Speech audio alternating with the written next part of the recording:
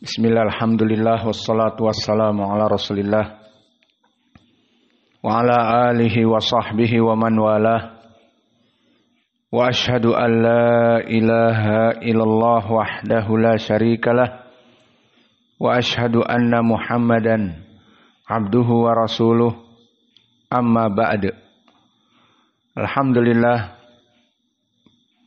fi hadal yawm, yawmul arbi'a 13 November 2024 bertepatan dengan hari ke-10 dari Jumada al-Ula 1446 Hijriah. Pada pagi yang cerah ini kita masuk kepada kitab yang baru, pelajaran yang baru dari kitab Fakultas Aqidah Ahli Sunnah wal Jamaah, yang mana kitab ini masyhur di kalangan ahli sunnah, karya dari alim ulama ahli sunnah yang berjudul kitab Al-Aqidah Al-Wasithiyah. Maka sebelum kita masuk, perlu diketahui dari sebab penulisan kitab ini dan diambil judul padanya. Maka dinamakan kitab ini dengan Al-Aqidah Al-Wasithiyah. Maka jika datang pertanyaan dari mana diambil nama ini,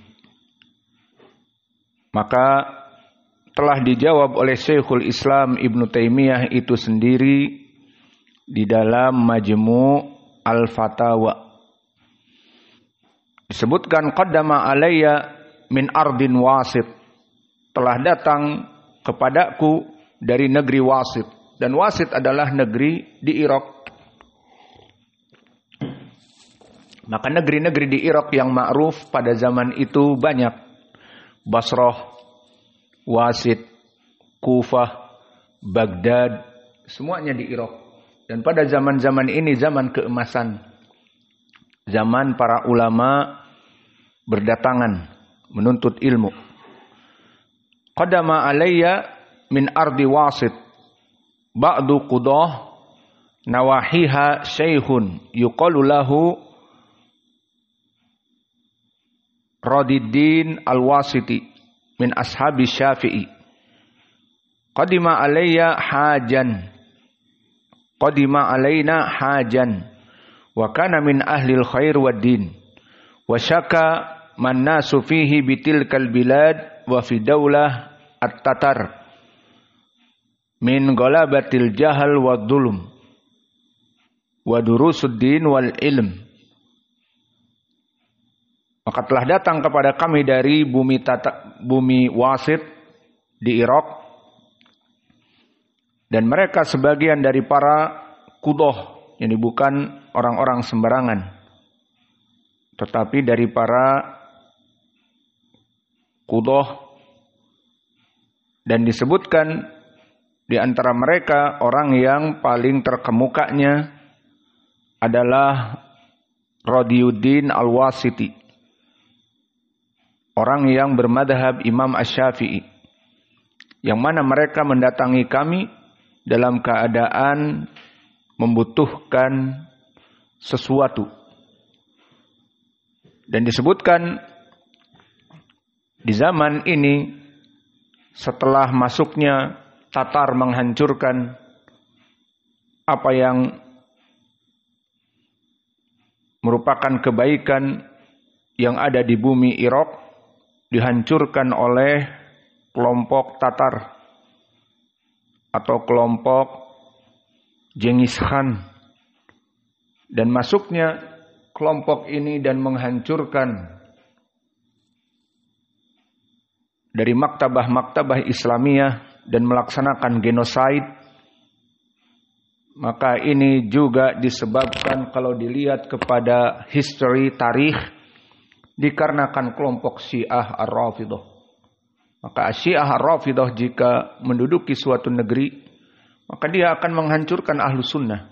Meskipun bersekongkol dan berkongsi dan bekerja sama dan berkolaborasi dan bersimbiosis, semuanya sama dengan orang-orang kufar. Dan pada saat itu orang-orang kufar yang haus kekuasaan adalah kelompok Genghis Khan, Kubilai Khan, dan yang lainnya. Maka tidak tanggung-tanggung kelompok Asyiah Ar-Rafidah yang mempunyai iri dan dengki dan hasad kepada kelompok Ahlu Sunnah untuk membuka jalan kepada kelompok Tatar Mongol yang haus darah ini. Maka mereka masuk dan menghancurkan Irak dan menguasai Baghdad. Dan setelah itu hancurlah maktabah-maktabah Islamiyah, di mana maktabah pada saat itu dalam bentuk makhtutat, dalam bentuk gulungan-gulungan kertas yang belum ada percetakan namun disimpan, dan mereka merusak dan melemparkan tulisan-tulisan karya kaum muslimin ke sungai Ifrat, sampai disebutkan sungai yang tadinya bening menjadi hitam karena tinta-tinta kaum muslimin. Maka banyak kutub-kutub yang hilang, yang tidak ada di dunia kecuali di situ pada saat itu.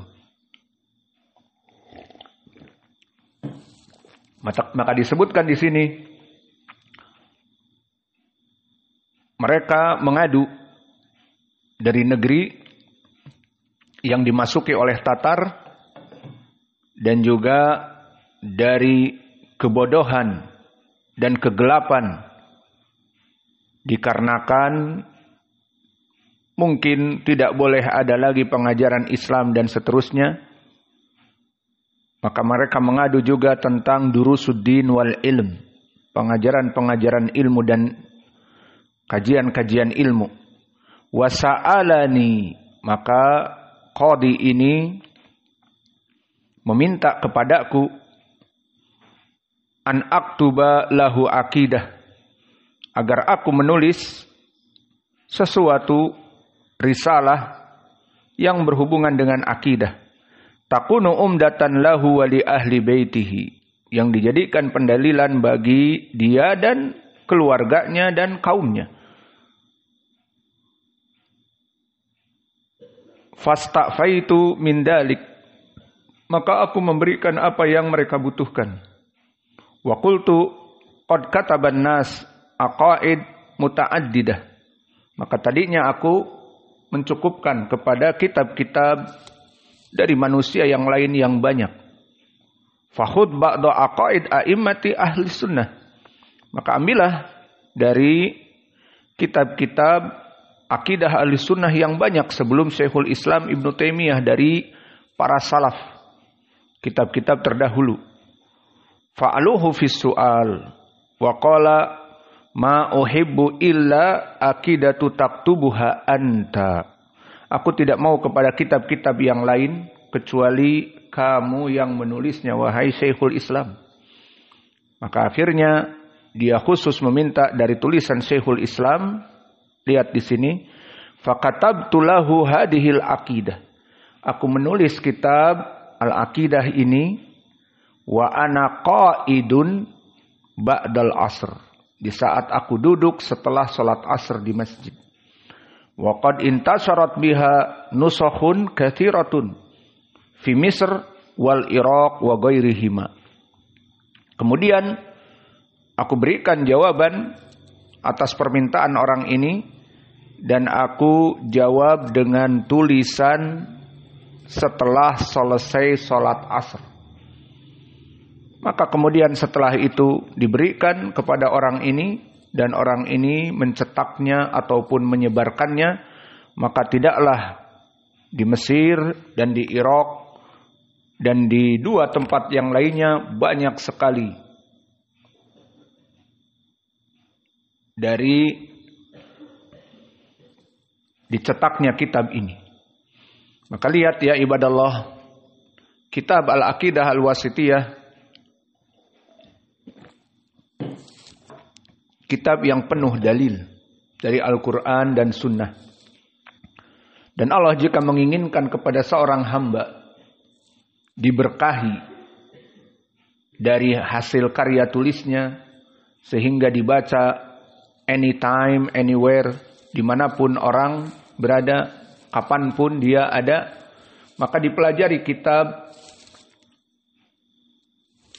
seseorang ini dikarenakan ikhlasnya kepada Allah.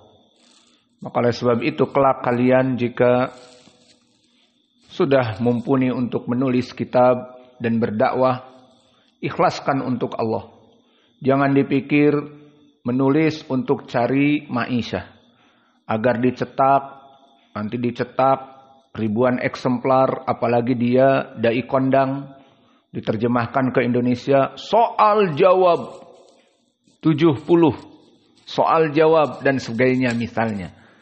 Ataupun al-halal wal haram dan seterusnya. Dan orang ini sudah viral, akhirnya bukunya menjadi boom. Maka niatkan ikhlas, menulis untuk apa? Sebelum kalian menulis, saya menulis kitab ini untuk apa? Untuk Allah, untuk mengajari manusia. Paling sedikit mengajari murid-muridku. Murid-muridku akan saya ajari kitab Aqidah Al-Wasithiyah. Ya sudahlah aku menulis kitab syarahnya. Ikhlas untuk menjabarkan dan memudahkan dan memberikan tangkih. Jika kitab-kitab tersebut ada dhaifnya, maka diberitahukan ini dhaif dan yang sahih ini dan yang itu, dan dia begadang untuk menjabarkan dan merumuskan pelajaran-pelajaran kepada santri-santrinya, maka ikhlaskan niat. Allah akan memberikan barokah kepada apa yang dia tulis, meskipun sedikit.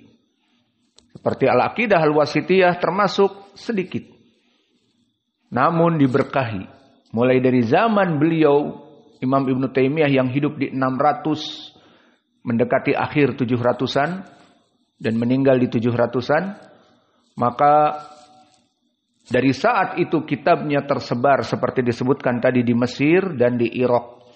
Dibaca oleh manusia, diajarkan.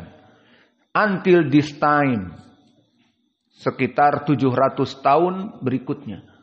Maka setiap tahun dibaca kitabnya. Dan bukan hanya oleh satu orang. Seperti sekarang kita di Ma'had Muqbil Al-Wadi'i, dibaca berbarengan. Yang belajar dengan kita, membaca kitab ini. Dan di online juga, sekarang ada berapa di online? 13 misalnya. Membaca juga kitab ini. Ini di sini saja. Dan di ma'had-ma'had yang lain mempelajari kitab ini. Dan ini nanti di Indonesia. Dan di Amerika. Dan di Eropa. Dan di terutama negara-negara Islam. Di Mesir, di Yaman, di Saudi. Mempelajari kitab-kitab ini di ma'had-ma'had. Maka berapa dari pahala yang mengalir. Karena keikhlasan beliau. Datang orang-orang dari wasit, ada apa? Ingin kamu membuat kesimpulan tentang akidah. Kitab ulama banyak. Ambil ulama-ulama sebelum saya. Tidak, aku ingin kamu merumuskannya untuk saya. Ya sudah, ditulis ba'dal asr. Dari hafalannya. Al-Quran, pendalilannya. Selesai. Ini kitab silahkan. Dibawa pulang dalam keadaan bahagia. Kemudian diajarkan, dan di saat diajarkan, ini kitab karya siapa? Syekhul Islam. Dicetak. Akhirnya di zamannya banyak orang yang mencetak kitab ini. Dan maksudnya mencetak, menasakh. Karena belum ada percetakan, maksudnya disalin. Maka tersebar tulisan Syekhul Islam mulai dari zaman lalu until this time. Now and forever. Sekarang dan yang akan datang. Dari next generation, Hudzaifah, anak-anak kita akan mengajarkan nanti. Kepada anak-anak generasi setelahnya. Dan anak-anaknya Hudzaifah dan cucu-cucunya terus sampai kepada akhir zaman. Maka jika kalian kelak membuat kitab, please, kita juga pernah dulu bagaimana cara mencari kitab.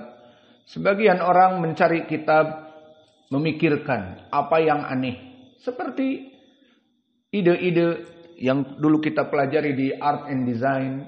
Orang memikirkan ide 3 langkah, kita 7 langkah ke depan. Agar ide kita aneh, agar ide kita brilian, agar karya kita masterpiece, tidak ada orang lain yang menyamainya.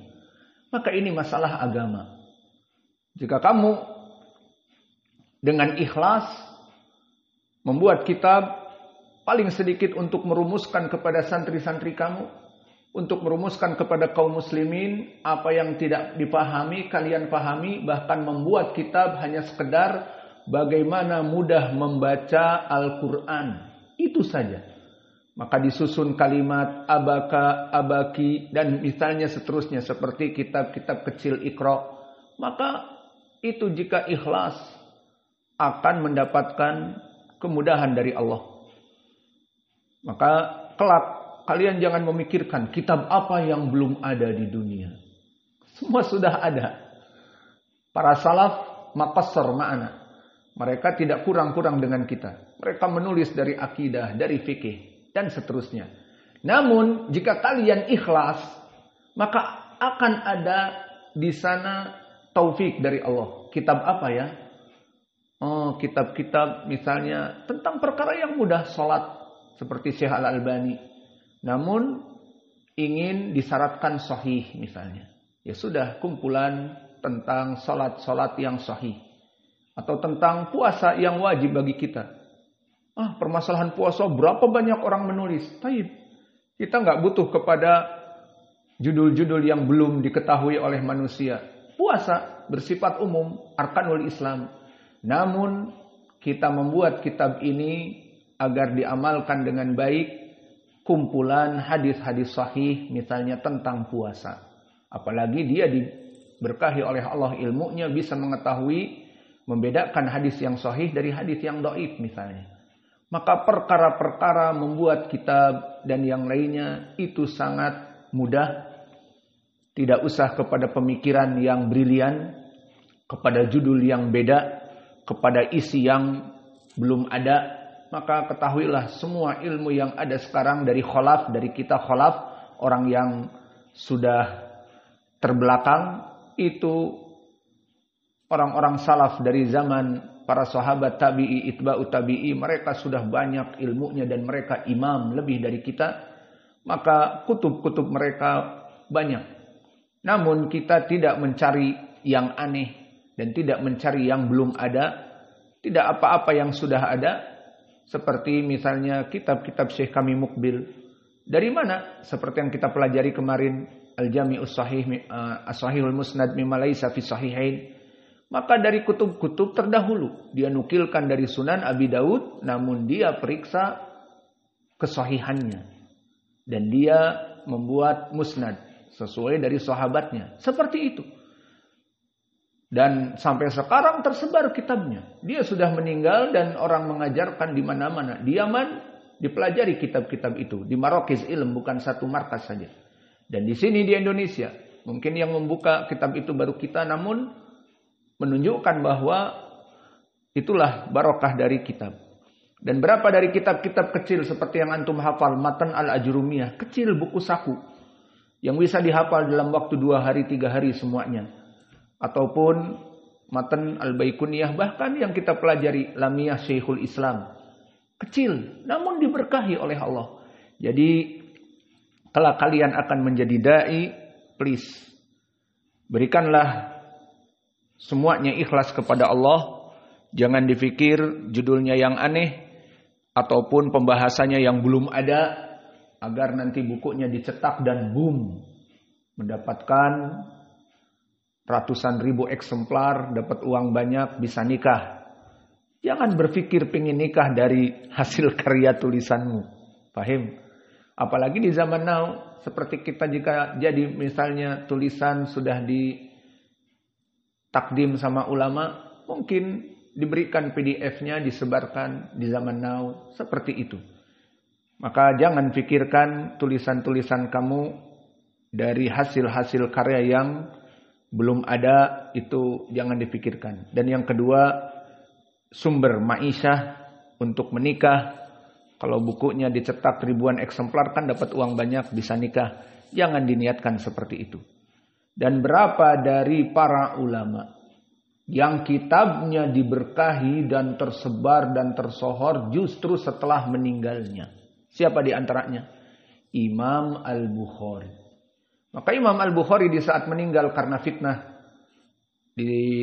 dari talafud bil Quran, maka dia berpindah-pindah dari negeri ke negeri dan tidak bisa sebagian kitabnya dibawa dan seterusnya, maka meninggal Imam Al-Bukhari dalam keadaan penuh kesedihan.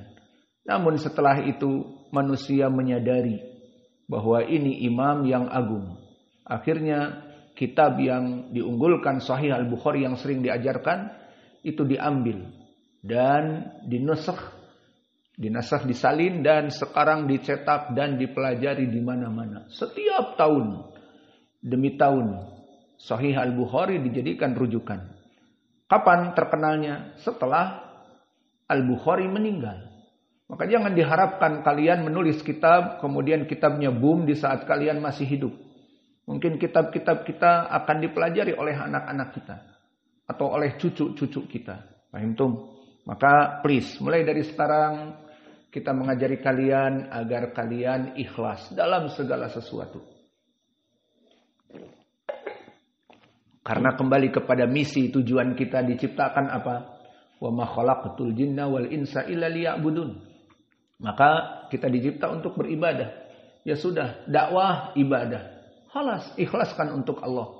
Tidak usah kita dimintai tarif mengisi kajian berapa atau mengajar dengan waktu-waktu tertentu, dihitung jam dan sebagainya. Tidak usah.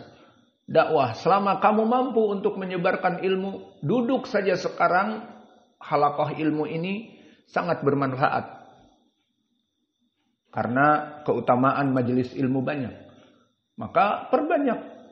Jika kamu mampu untuk memberikan seluruh kajian setelah selesai sholat, itu baik seperti yang diajarkan Syekh kami Mukbil. Selesai sholat kita berkumpul halaqah. Selesai sholat berkumpul majelis ilmu. Maka alhamdulillah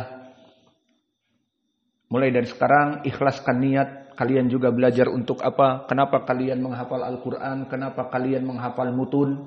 Kenapa kalian menghafal Sahih Al-Bukhari dengan sanad? Kenapa kalian mempelajari Al-Quran dengan qiraah asyarah? Niatkan untuk Allah, bukan untuk mendapatkan dunia. Mulai dari sekarang semua orang meniatkan. Kita yang berdakwah meniatkan. Kita yang mengajar meniatkan. Kalian yang menuntut ilmu meniatkan untuk Allah. Maka selesai dari alasan kenapa dinamai kitab Al-Aqidah Al-Wasithiyah. Setelah tersebar maka diberikanlah judul kepada kitab ini Aqidah Al-Wasithiyah. Jadi akidah, kumpulan tentang permasalahan penjabaran akidah yang mana ditulis oleh Syekhul Islam untuk orang-orang dari wasit. Jadi dinamakan Al-Aqidah Al-Wasithiyah. Kemudian disebutkan di kitab Bismillahirrahmanirrahim. Maka dimulai penulis dengan Bismillahirrahmanirrahim. Kita sebutkan husnudon dengan 6 perkara. Perkara yang pertama iktidaan bil Quran. Maka Syekhul Islam memulai kitab Al-Aqidah Al-Wasithiyah dengan Bismillahirrahmanirrahim. Pertama mengikuti Al-Quran. Karena Al-Quran dimulai dengan Al-Basmalah. Maksudnya semua surat-surat dimulai dengan Al-Basmalah kecuali surat Taubah.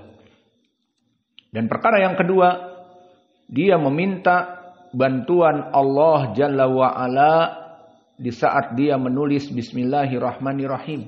Ini alasan yang kedua. Karena dari makna tulisan Bismillahirrahmanirrahim, ba yang masuk kepada Bismillah di sini adalah ba lil isti'anah, untuk minta bantuan. Maka ba dari bismillah maknanya ba al-isti'anah. Seperti misalnya Al-Arab mengatakan, katabtu bil qalam. Aku menulis bil qalam dengan pena. Maka ba di sini maknanya al-isti'anah. Takdirnya aku menulis kitab dengan bantuan pena. Dan begitupun di sini, di saat Syekh menulis kitab ini, dia memulai Bismillahirrahmanirrahim. Aku meminta bantuan kepada Allah dengan Bismillah ini agar menyelesaikan kitab yang diminta oleh orang wasit dan seterusnya. Maka makna Bismillahirrahmanirrahim adalah musta'inan bi ismi rabbik. Maka ba di sini maknanya ba al-isti'anah. Ini sesuai dengan banyak di dalam ayat Al-Quran. Di antaranya kisah tentang pertempuran antara Talut dengan Jalut. Maka Allah berfirman, fahazamuhum biiznillah. Maknanya Allah memenangkan tentara Talut yang dipimpin oleh Raja Talut dan Nabi Daud yang sedikit dan lebih kecil. Fahazamuhum biidnillah. Maka mereka menghancurkan tentara Jalut atau Goliat dalam keadaan tentara yang sangat besar. Fahazamuhum. Maka mereka dihancurkan biidnillah. Maka ba di sini yang masuk kepada ucapan idnillah, ba al-isti'anah. Maka takdirnya Allah memenangkan tentara Talut yang ada padanya Nabi Daud. Maka hancurlah tentara Jalut biidnillah dengan bantuan Allah. Maka inilah makna bismillah, ba al-isti'anah. Sehingga jika kalian ingin belajar sekarang menulis fawaid, ataupun mau makan, ataupun mau minum, baca bismillah. Maknanya dengan meminta bantuan Allah. Bismillah.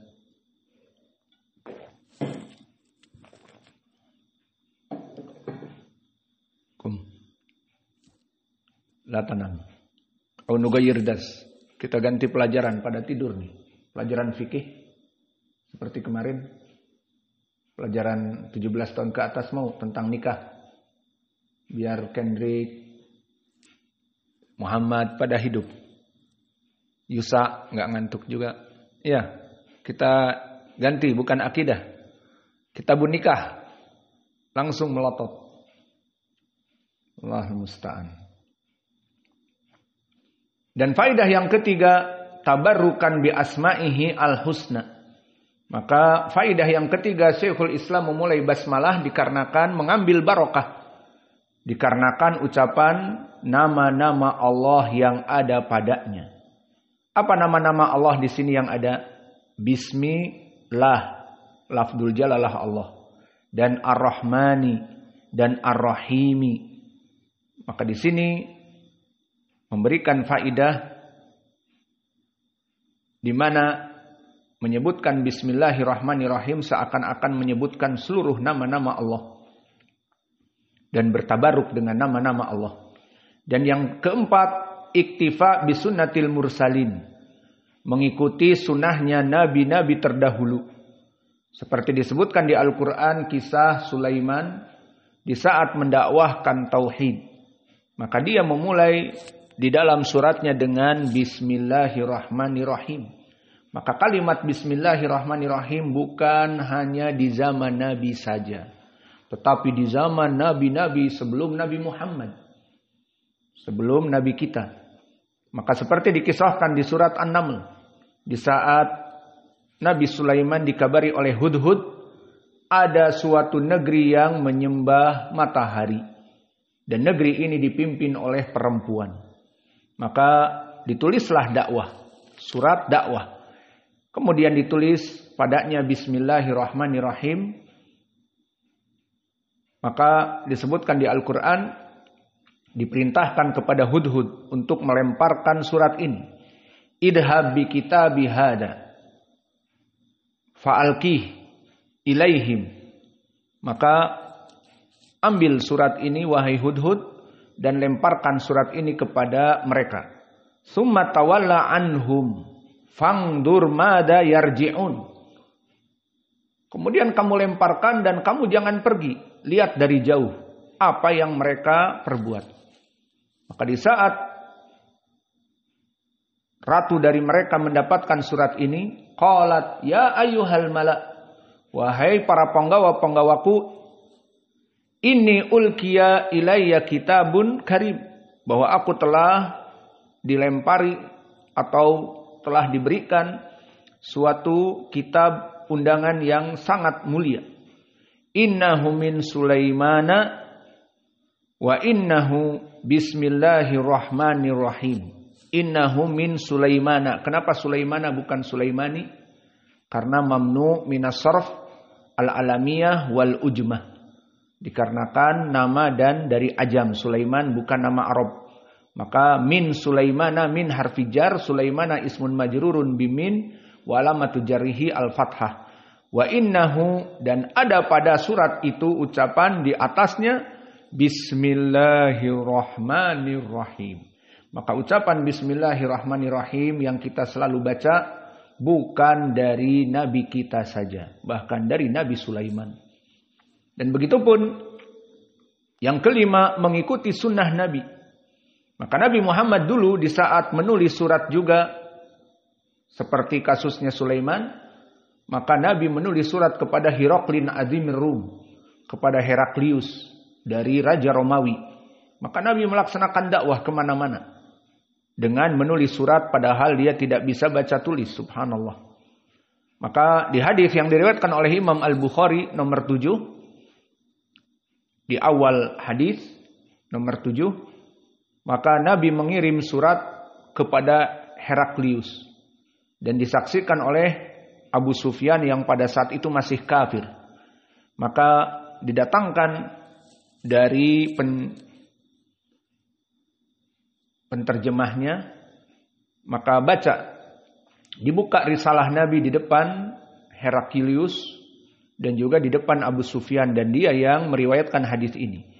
Disebutkan di atasnya tertulis Bismillahirrahmanirrahim min Muhammadin Abdillah wa Rasulih ila Hiraklin Azimir Rum. Salamun ala manitaba al-huda. Amma ba'du. Fa ini ad'uka ila di ayatil Islam au bi di ayatil Islam. Aslim taslam. Maka maknanya ditulis risalah kepada Heraklius bahwa diawali dengan Bismillahirrahmanirrahim. Maka dituliskan dari Muhammad, hamba Allah dan Rasulnya, kepada Hirakl, rajanya, pemimpinnya bangsa Romawi, salamun ala manittaba al-huda. Maka keselamatan bagi yang mengikuti hidayah. Amma ba'du. Setelah kalimat amma ba'du, barulah masuk kepada poin, ini ad'uka bidi ayatil Islam. Aslim taslam. Aku mengajak kamu kepada masuk kepada Islam. To the point. Aslim taslam. Kamu masuk kepada Islam, kamu akan selamat. Ini ucapan Nabi. Sedikit, padat, ringkas, namun keras. Masuk Islam, kamu selamat. Tidak masuk Islam, masuk api neraka. Dan di dunia diperangi. Maka inilah dari faidah yang kelima. Dan faidah yang keenam, mengikuti sunnahnya para khulafa ar-rasyidin. Yang mana dulu Abu Bakar, di zamannya di saat banyak manusia kembali murtad, di zaman Abu Bakar karena tidak mau membayar zakah. Maka mereka pada pelit, tidak mau membayar zakah. Dan dikafirkan karena mereka meyakini zakah bukan wajib lagi. Zakah itu di saat zaman Nabi masih hidup, Nabi meninggal sudah tidak ada lagi kewajiban zakah. Maka ini adalah perkara yang salah. Maka oleh sebab itu datanglah kelompok manusia dari Bahrain meminta bagaimana perumusan zakah, baik zakah harta ataupun zakah hewan ternak dan zakah dari panen hasil tanah dan sebagainya. Maka Anas ibnu Malik yang diperintahkan untuk memberikan surat ini dia melihat tertulis Bismillahirrahmanirrahim. Hadihi faridatu sadaqah allati farada Rasulullah sallallahu alaihi wasallam 'alal muslimin wallati amarallahu biha wa rasulahu.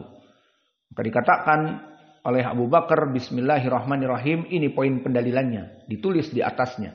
Ini adalah kewajiban-kewajiban membayar zakah yang diwajibkan oleh Nabi kepada kaum muslimin atas perintah Allah Jalla wa'ala. Maka ini dari amalan Abu Bakar. Dan Abu Bakar mengambil dari Nabi. Maka inilah 6 perkara wallahu a'lam. Yang mana perkara ini sangat mulia. Memulai basmalah di awal kitab. Maka itulah yang dilakukan oleh penulis. Adapun jika dikatakan kepada kita, Thayyib, kenapa tidak ditambah yang ke-7?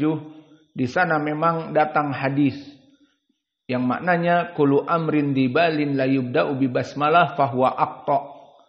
Bahwa hadis tentang at-targhib, ibtida' bil basmalah wa tarhib liman taraka basmalah.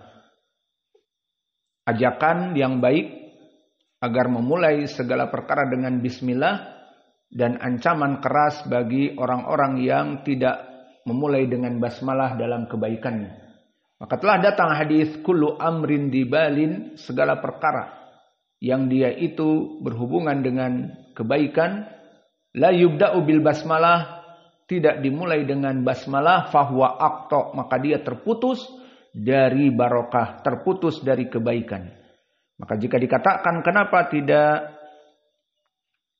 meriwayatkan dengan hadis ini untuk menjadikan pendalilan Syekhul Islam memulai dengan basmalah, kita katakan jika hadis ini sahih maka kita mengamalkannya. Namun sayang hadis ini hadis yang dhaifun jiddan. Ada padanya Muhammad ibnu Imran yang ma'ruf dengan Ibnul Jindi, maka dia laisa bisyai', dia tidak ada apa-apanya, dan didhaifkan oleh Syekh Al-Albani rahimahullah di kitabnya Irwaul Ghalil di hadis-hadis pertama. Maka hadis ini dhaifun jiddan. Maka cukup dengan alasan kita tadi, tidak menyebutkan basmalah itu tidak baik dan menyebutkan basmalah baik. Adapun hadis ini maka hadis ini dhaifun jiddan.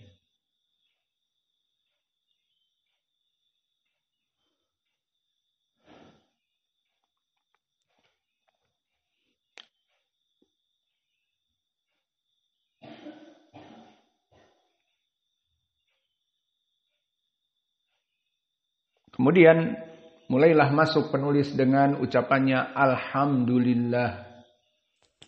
Maka kita tutup pelajaran ini dengan penjelasan Alhamdulillah.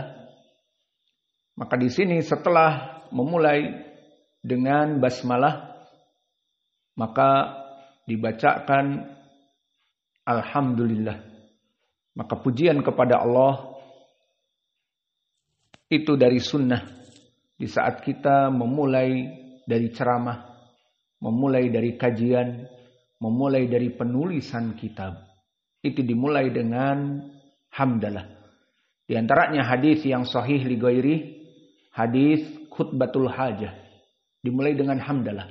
Innal hamdalillah nahmaduhu wa nasta'inuhu wa nastaghfiruh, yang sering kalian pergunakan di awal khutbah.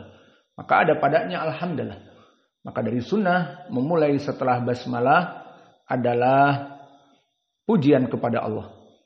Dan begitu pun dari prakteknya, selain hadis tadi Ibnu Mas'ud bahwa Nabi mengatakan bacakanlah khutbatil hajah pada segala sesuatu, di awal sesuatu. Innal hamdalillah, maka ada padanya alhamdulillah. Maka di sini muallif pun memulai dengan memulai alhamdulillah. Dan perkara yang berikutnya telah datang sunnah fi'liyah, bahwa Nabi Muhammad SAW dari hadis-hadis yang banyak sekali, jika dia mulai berbicara kepada kaum muslimin, memberikan ceramah ataupun pidato, ataupun khutbah yang resmi di dalam salat seperti khutbatul Id ataupun khutbah kusuf, maka telah kita lewati di pelajaran salat gerhana. Maka dari sunnah fi'liyah, Nabi akan memulai sebelum ceramah dengan alhamd, dengan memuji Allah. Dan ini banyak sekali di antaranya hadis yang diriwayatkan oleh Imam Al-Bukhari dan Muslim. Di Sahih Al-Bukhari dari Aisyah, qala Rasulullah sallallahu alaihi wasallam finnas fahamidallah wa asna alaih. Summa qala amma ba'du. Ma balu rijalin yastarituna surutan laisat fi kitabillah makana minasyartin laisa fi kitabillah fahuwa batilun. Maka ini hanya satu contoh saja yang kita berikan. Misalnya di saat Nabi mendengar ada orang yang melaksanakan bisnis kemudian mensyaratkan sesuatu yang syarat itu bukan berdasarkan dari Al-Quran dan Sunnah, maka Nabi memberikan pidato di mana dia berdiri dan hamidallah, ini poinnya. Dia memuji Allah, wa asna alaih, dan memuji kepadanya, memberikan ucapan-ucapan sanjungan kepada Allah. Itu yang diperbuat Nabi sebelum ceramah. Maka ini yang sering kita lakukan. Alhamdulillah wassalatu wassalamu ala Rasulillah. Innal hamdalillah nahmaduhu wa nasta'inuhu wa nastaghfiruh, dan yang lainnya. Maka dulu Nabi jika melaksanakan khutbah ataupun nasihat seperti di sini, Nabi ingin memberikan ucapan bahwa segala sesuatu itu jika kalian memberikan syarat agar sesuai dengan Al-Quran dan Sunnah. Maka disebutkan fahamidallah wa asna alaih. Nabi bangun untuk memberitahukan kepada manusia dan dia memuji Allah dan memberikan pujian-pujian. Summa qala amma ba'du. Maka dari sunnah juga nanti akan ada tulisan dari Syekh amma ba'du. Dimulai setelah selesai pujian dan basmalah amma ba'du. Maka amma ba'du. Ma balu rijalin yastarituna surutan laisat fi kitabillah. Maka masih ada kaum muslimin yang memberikan syarat-syarat dalam permasalahan perjanjian mereka yang tidak sesuai dengan Al-Quran dan Sunnah. Maka dikatakan, maka min syartin laisa fi kitabillah fahuwa batil. Maka semua syarat yang tidak bersumber dari Al-Quran atau Sunnah, maka syarat ini batil. Dan begitupun kita tutup pelajaran kita dari ucapan Alhamdulillah ini. Di sana ada hadis dalam permasalahan Alhamdulillah ini seperti basmalah. Barang siapa seseorang yang melaksanakan kebaikan, seperti tadi Syekh menulis kitab Al-Aqidah Al-Wasithiyah, jika tidak dimulai dengan Alhamdulillah atau innal hamdalillah, maka dia terputus. Maka kita katakan hadis ini pun hadis yang dhaif. Kullu amrin dibalin la yubda'u bil hamd fahuwa aqta au abtar. Barang siapa yang melaksanakan kebaikan dari ceramah, penulisan kitab atau yang lainnya tanpa menyebut alhamdulillah, maka dia terputus dari barokah dari Allah Jalla wa Ala. Hadis ini dhaif, yang rajih dia mursal dari Az-Zuhri, dan Az-Zuhri dikatakan dari Nabi dan dia tidak pernah bertemu dengan Nabi. Maka hadis ini hadis yang dhaifun. Maka mungkin ini yang bisa kita berikan. Maka kesimpulannya apa yang kita berikan dari kitab Al-Aqidah Al-Wasithiyah dari hari pertama, hari perdana ini adalah pertama, kenapa dinamakan judul Al-Aqidah Al-Wasithiyah? Kita telah jelaskan langsung dari ucapan Imam Ibnu Taimiyah penulis kitab tersebut. Dan yang kedua, bagaimana al-muallif memulai kitabnya dengan Bismillahirrahmanirrahim. Dan yang ketiga, kemudian menyebutkan Alhamdulillah. Maka ini tidak sembarangan. Ada dalil-dalilnya. Itu yang kita inginkan. Maka ini yang bisa kita berikan. Wa naktafi ilahuna wa jazakumullahu khaira. Wa barakallahu fi ilmikum. Subhanakallahumma bihamdika. Asyhadu an la ilaha illa anta astaghfiruka wa atubu ilaik.